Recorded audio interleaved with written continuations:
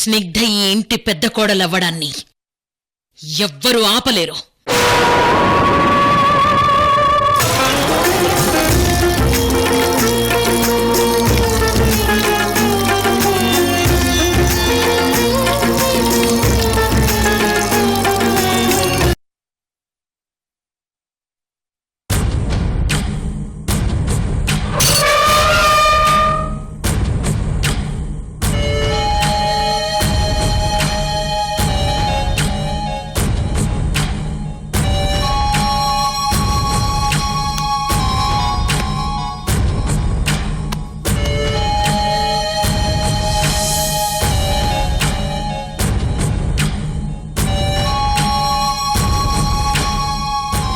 అన్నయ్య, వదినా, అమ్మా.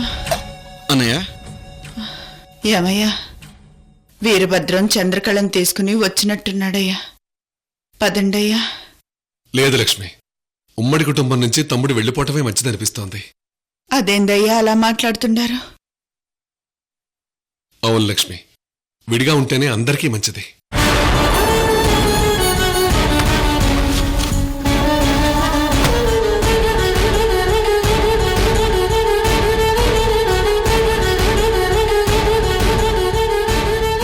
అల్లుడి గారు, ఇట్ట బయట నిలబడ్డం దేనికి? లోపలికి వెళ్దాం పదండి. అన్నయ్య వదిలిన పర్మిషన్ లేకుండా వేరు కాపురం పెట్టాలని బయటకు వెళ్లారు. కనీసం లోపలికి వచ్చేటప్పుడైనా వాళ్ళ పర్మిషన్ తీసుకుని లోపలికి వెళ్తే కాస్త మర్యాదగా ఉంటుంది.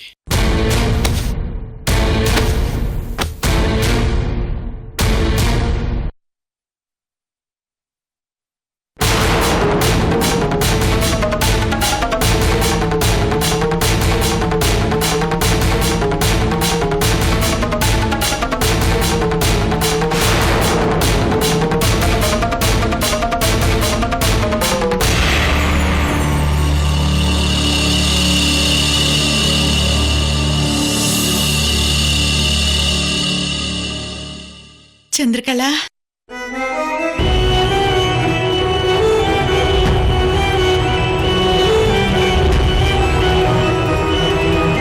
చంద్రకళ, అక్కడ నిలబడిపోయినారందే, లోపలికి రండి. అక్క,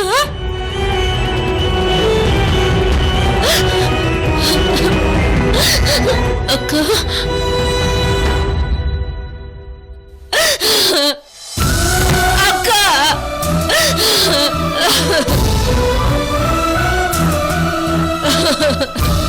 నన్ను క్షమించక్క.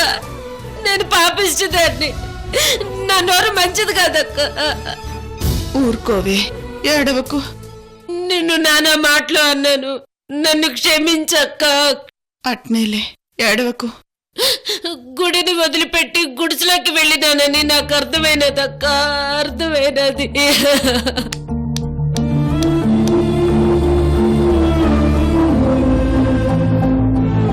ఈ తోటకోళ్ళు చేసిన తప్పు మొదటిసారి అనుకుని నన్ను క్షమించక్క, క్షమించు.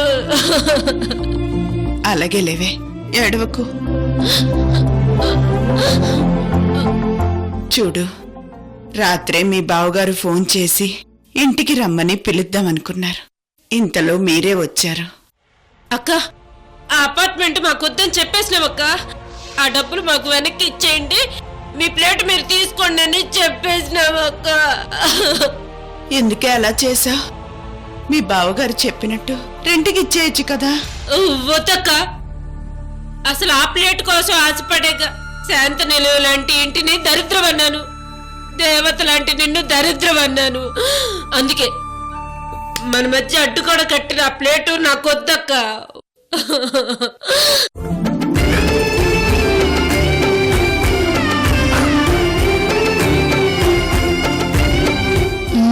బానే కవర్ చేస్తుండాది, బతికిపోయాం. అమ్మయ్యా, మీ ప్రేమ అభిమానాలకు మించి ఆస్తి ఇంకేముంటదక్క?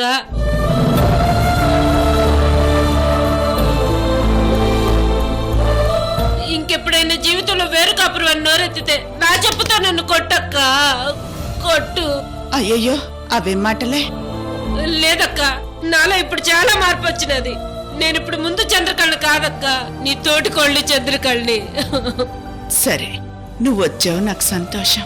ఇదిగో వీరభద్రం, వదినా, ఈ గొడవలన్నీ ఇంతటితో అయిపోయాయి. నువ్వు మళ్ళీ చంద్రకళను ఏమీ అనుకు, సరేనా? అలాగే వదిన. ఏమే చంద్రకళ, అమ్మా వరం లాంటి తోడుకోడలు, మీ బావగారు లాంటి మంచి మనిషి, శాంతి నిలయం లాంటి ఇల్లు అందరు ఆడపిల్లలకి దొరకదే. ఎన్నో జన్మల పుణ్యం చేసుకుంటే తప్ప ఈ ఇంటికి కోడలుగా రాలేము. అర్థం చేసుకో అమ్మే. అట్టగనమ్మా. చంద్రకళ, లోపలికెళ్ళి కాళ్ళు చేతులు కడుక్కుని నీ చేతులతో కాస్త ఉప్మా చేసి పెడతావా? అయ్యో 10 నిమిషాల్లో చేసి తీసుకొస్తానక్క. ఆగమ్మా. ఆ?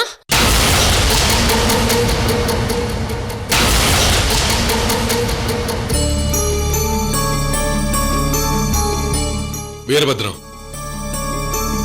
ఇలాంటివి మళ్ళీ మళ్ళీ జరిగితే బాధపడే ఓపిక నాకు లేదురా. అన్నయ్య, అవునరా, మళ్ళీ ఇలాంటి గొడవలు రాకుండా జాగ్రత్తగా ఉందామని నేను ఒక నిర్ణయం తీసుకున్నాను. ఏంటన్నయ్య అది? ఆస్తి 2 భాగాలుగా చేస్తాను.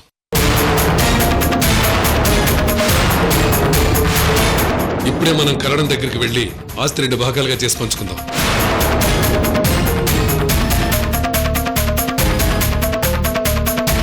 బీరువాలో ఇంటి పత్రాలు, పొలం పత్రాలు ఉన్నాయి, వెళ్ళి తీసుకురా.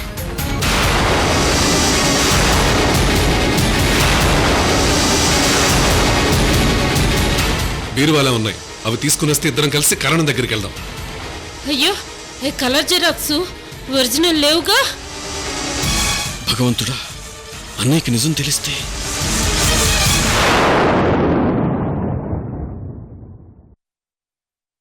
ఏంట్రా ఆలోచిస్తున్నావు? వెళ్ళి తీసుకురా. అన్నయ్య, ఇప్పుడు ఆస్తి పంపకాల వరకు ఎందుకు? అన్నీ సర్దుకున్నాయి కదన్నయ్య. లేదు వీరభద్రం, నా మాట విను. మనం సంతోషంగా ఉండాలంటే ఈ ఆస్తులు పంచుకోవడమే కరెక్ట్ అనిపిస్తుంది.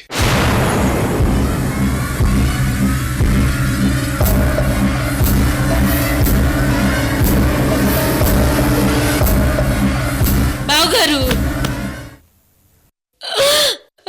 వద్దు బావగారు, మాకే ఆస్తి పాస్తులు వద్దు. మీ నీడని మమ్మల్ని బతకనిస్తే చాలు బావగారు, చాలు.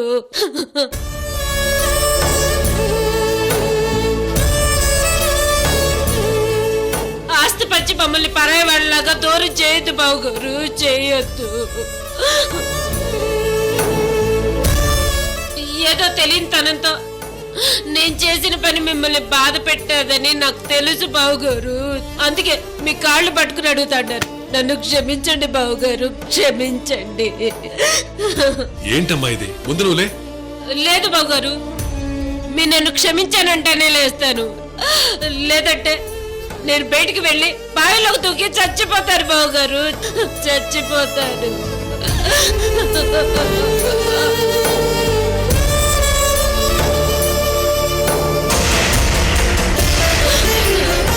జీవితంలో వేరొక అప్పుడు మాట ఎత్తను బావగారు, నన్ను క్షమించండి బావగారు, క్షమించండి. ఏమయ్యా, క్షమించండి అయ్యా. క్షమించడం కాదు వదినా, దీన్ని నట్టింట్లో ఊరేసి చంపినా పాపం లేదు. అసలు విషయం తెలిస్తే మీరే దాన్ని ఊరేసి చంపేస్తారు. సరేనమ్మా, లేమ్మా.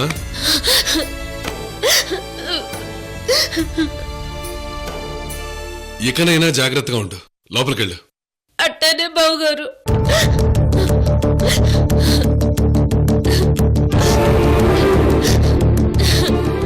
అక్క,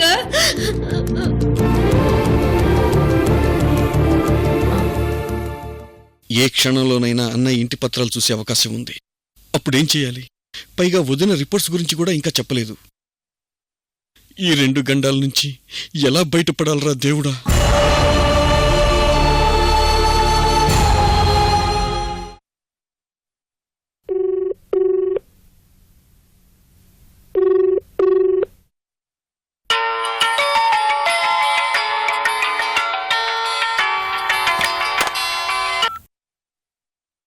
అమ్మా అలివేణి. నాన్నా, ఎలా ఉన్నారు నాన్నా? బాగున్నానమ్మా. నువ్వు అల్లుడు గారు ఎలా ఉన్నారు? అంకుల్ మేము హ్యాపీగా ఉన్నాం. అత్తయ్య ఎలా ఉంది? ఏమయ్యా, నేను మాట్లాడతాను, లేపండి. అమ్మా అలివేణి, ఎలా ఉన్నావమ్మా? నువ్వెలా ఉన్నావమ్మా? నేను బాగానే ఉన్నానమ్మా. అమ్మా, నేను మీ అల్లుడు గారు లండన్ వెళ్తున్నాం.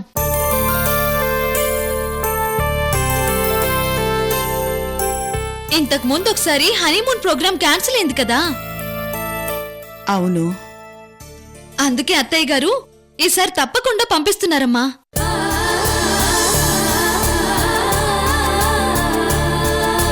మంచి శుభవార్త చెప్పు తల్లి. వచ్చే ఏడాది కల్లా పండంటి బిడ్డను మా చేతిలో పెట్టాలమ్మా.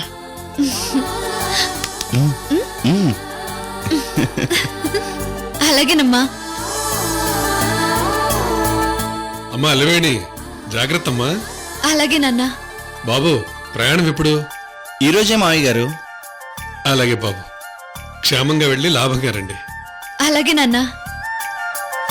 ఉంటాను మావయ్య. ఉంటాను నాన్న. అలాగేనమ్మా.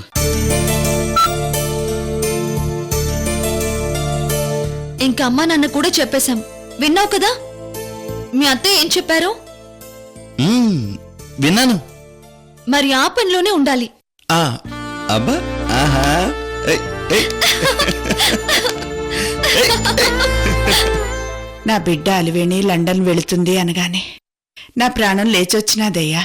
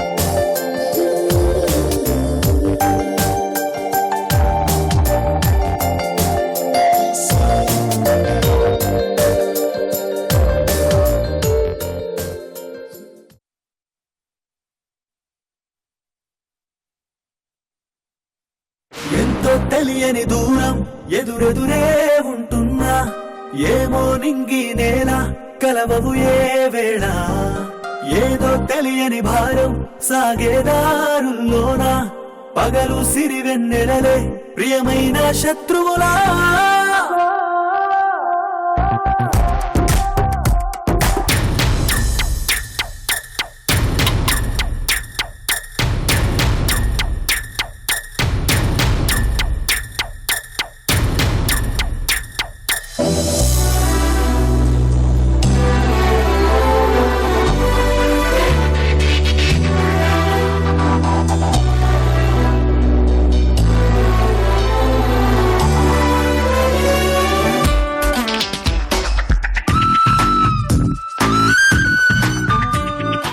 అరవింద్, నా కోడల్ని జాగ్రత్తగా చూసుకో. లండన్ మొత్తం చూపించు. అలాగే మామ్. నువ్వు చదువుకున్న యూనివర్సిటీని, హాస్టల్ని అన్నీ చూపించు. అలాగే మామ్. నా కోడలు ఇంటికి తిరిగొచ్చినప్పుడు తన కళ్ళలో నాకు ఆనందం కనిపించాలి. లేకపోతే నీ సంగతి చెప్తాను, సరేనా? Sure ma'am.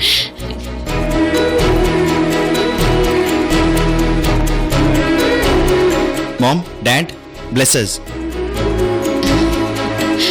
God bless you, Nana. లేమ్మా. Happy Happy journey. and safe journey. Thank you అత్తయ్య. Have a nice trip. Thanks dad.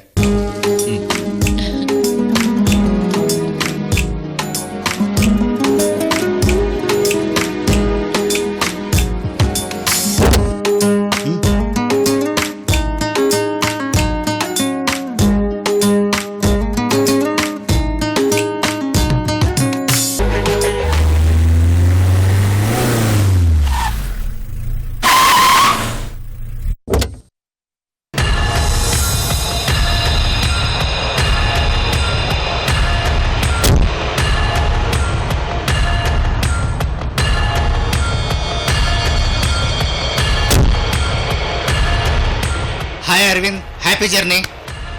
Thank you lawyer గారు. అవును, మీరేంటి ఇక్కడ సడన్గా? ఒక ఇంపార్టెంట్ పని మీద మమ్మీ రమ్మంటే వచ్చాను. ఉంటాను.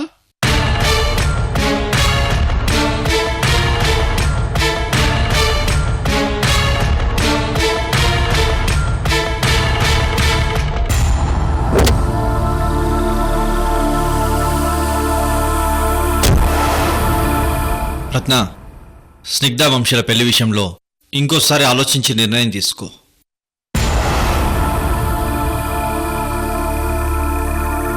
ఆల్రెడీ నిర్ణయం అయిపోయింది సృజన్. రత్న, సృజన్, పెళ్లి విషయంలో నా నిర్ణయమే ఫైనల్ అని వంశీ ముందే చెప్పాడు. అది మీరు కూడా ఒప్పుకోవాలి. Marriage discussion is over. That's it.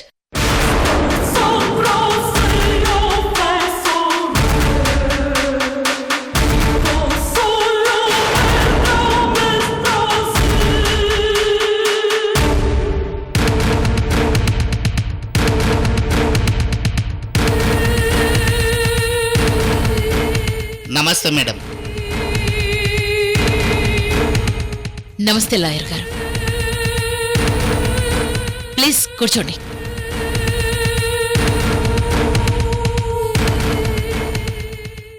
Lawyer గారు, నేను చెప్పినట్టు డాక్యుమెంట్స్ ప్రిపేర్ చేశారా? చేశాను మేడం.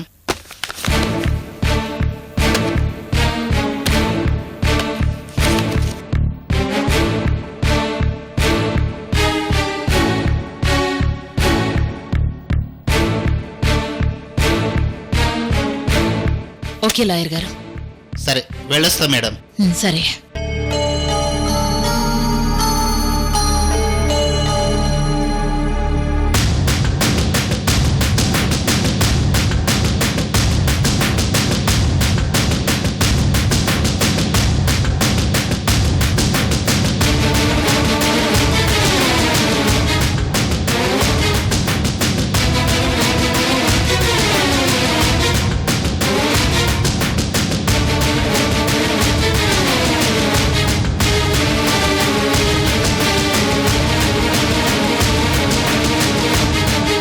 రత్న, లాయర్ ఎందుకు వచ్చాడు?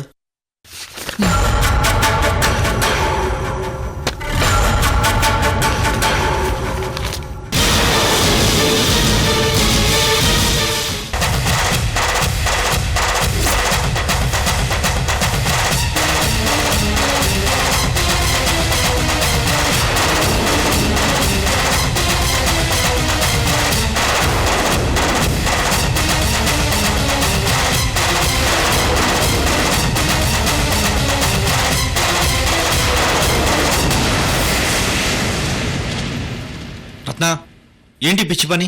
పిచ్చి పనా? మీకలా అనిపిస్తోందా? కృష్ణవేణి వంశాలకు విడాకులు ఇప్పిస్తావా? అవును, అవి డైవోర్స్ పేపర్స్. నీకేమైనా మతిపోయిందా? సృజన్, వంశీ స్నిగ్ధని పెళ్లి చేసుకోవాలి అంటే లీగల్ గా కృష్ణవేణికి విడాకులు ఇవ్వాలి కదా. నేను నిన్న పార్టీలో ఈ నిర్ణయం తీసుకున్నాను. రత్న, నీ లైఫ్ లో మొట్టమొదటిసారిగా సరిదిద్దుకోలేని తప్పు చేస్తున్నావు. సృజన్, నేనేం చేసినా తప్పు పట్టడమేనా నీ పని? అరే, నన్నెందుకు మీరు అర్థం చేసుకోరు? కృష్ణవేణిని వాడు అసహించుకుంటున్నాడు. తన ప్రాణాలు పోయినా సరే కృష్ణవేణిని ఇంట్లో కడుగు పెట్టనివ్వను అంటున్నాడు.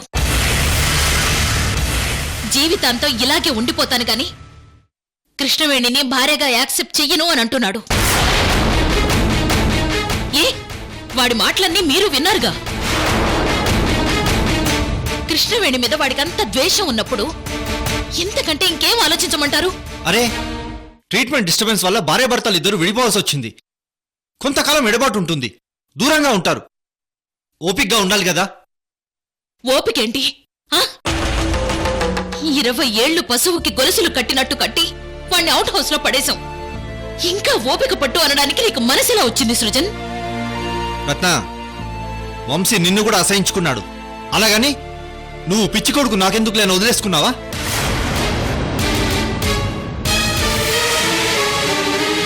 వదిలేయలేదు, కంటికి రెప్పలా కాపాడుకున్నాను. కొడుకుని మామూలు మనిషిని చెయ్యాలని కలలు కన్నాను.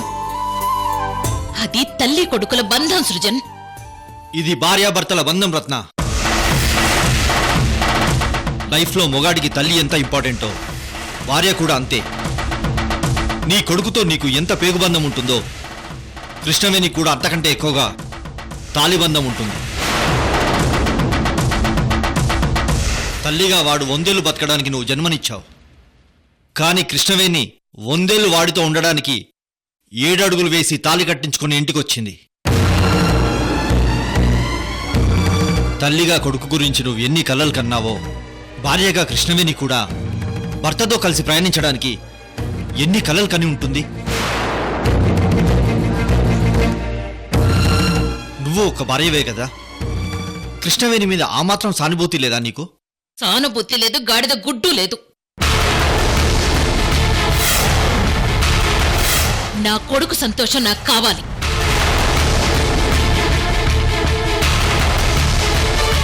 నా కొడుకు నా కళ్ళ ముందు మళ్ళీ పెళ్లి చేసుకుని సంతోషంగా గడపడం నాకు కావాలి. వాడికి మతిస్థిమితో లేనప్పుడు వాడికి కావాల్సింది జస్ట్ ఆయా, జస్ట్ ఒక నర్స్.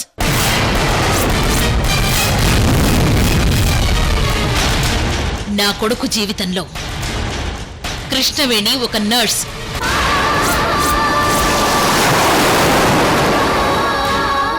జస్ట్ ఒక ఆయా.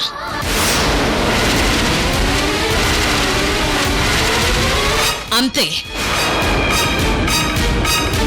వాడి కేరింగ్ కోసమే కృష్ణవేణిని ఇంటి కోడలిగా తెచ్చుకున్నాను.